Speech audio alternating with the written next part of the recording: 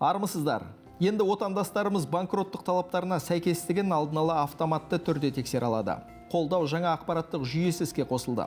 Оның көмегімен онлайн өтініш беруге және уәкілетті органдардың шешімін көруге болады. Жаңа жүйеге қалай тіркелу керек, мұны білген абзал. Қолдау ақпараттық жүйесінің артықшылығы неде? Оған қалай тіркелу керек? Өтініштерді қанша уақытта қарайды? Бүгін осы тақырыпты талдаймыз. Былтыр елде жеке тұлғалардың банкроттығына байланысты арнайы заң қабылданған. Енді қаржылық қиындықтарға тап болған азаматтар 3 түрлі жолмен өздерін банкрот деп жариялай алады. Олар соттан тыс банкроттық, сот арқылы банкроттық және төлем қабілетін қалпына келтіру. Қазақстанда банкроттық туралы заң күшіне енгелі бері 105 мың адам банкроттыққа өтініш берген. Соның тек 12%-ның өтініші қанағаттандырылған. Нәтижесінде ел бойынша 13 мыңнан астам адам соттан тыс банкрот деп танылған. Арызданушылардың басым бөлігінің өтініші кері қайтарылған, өйткені банкроттық талаптарына сай келмейді. Көпшілігінің басында дүние мүлкі мен көлігі болған. Сонымен қатар құзырлы органдар басым бөлігінің төлем қабілетін қалпына келтіруге болады деп есептейді. Осы күнге дейін 40 миллиард теңге қарыз кешірілген. Оның ішінде 27 миллиард теңгесі соттан тыс банкроттық бойынша кешірілді.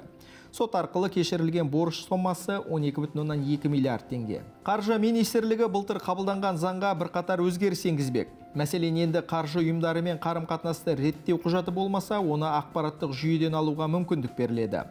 Тізімнен табылмаған арызданушы өз арызын қайта бере алады.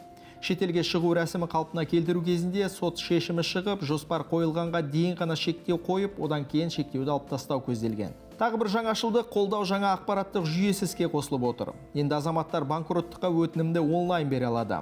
Өтініш беруші осы жүйеде өз мәртебесін уәкілетті органның шешімін көре алады. Сондай-ақ банкроттық рәсімдеуге бас тарту себебін және ол бойынша тиісті органдар ұсынған мәліметтерді біледі. Бұл ақпараттық жүйе өтініш беру мүмкіндігін және өтініш берушінің 24 мемлекеттік органдар мен ұйымдардың базалары арқылы банкроттық критерийлеріне сәйкестігін автоматты түрде тексеруді көздейді.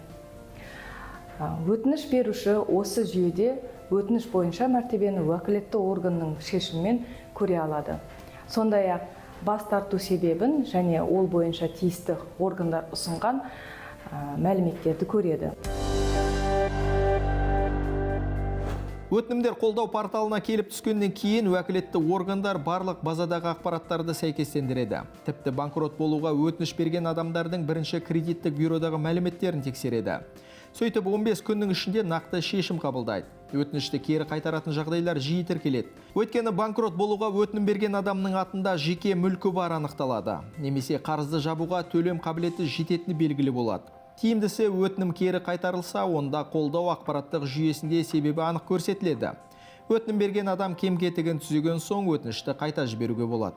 Бас тартудың негізгі себебі қарыз шарттарының кейбіреулерінің талаптарға сәйкес келмеуі, онда қарыздың өтелмеген уақыты 12 айдан аспайды немесе тұлғаның атында мүліктің болуы.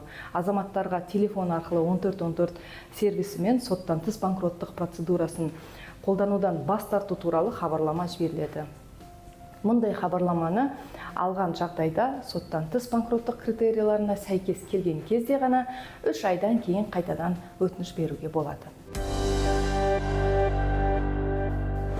Мамандар банкрот болудың салдары бар екенін ескертеді. Соттан тыс немесе сот арқылы банкрот болған адамның 5 жыл бойы қаржылық ұйымдардан қарыз алуына мүмкіндігі болмайды.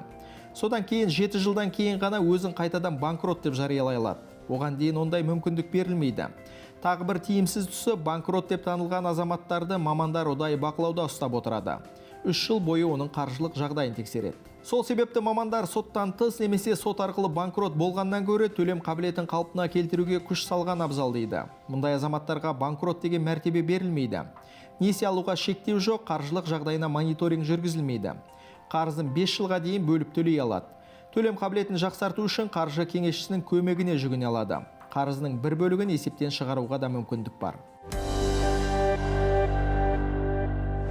Біз айтқан осы мәліметтер кәдеге жарайды деп сенеміз. Бүгінге осы қаржылай, құқықтық және цифрлық сауатты болайық. Әрине бұл үшін бәрін білген абзал. Аман болайық.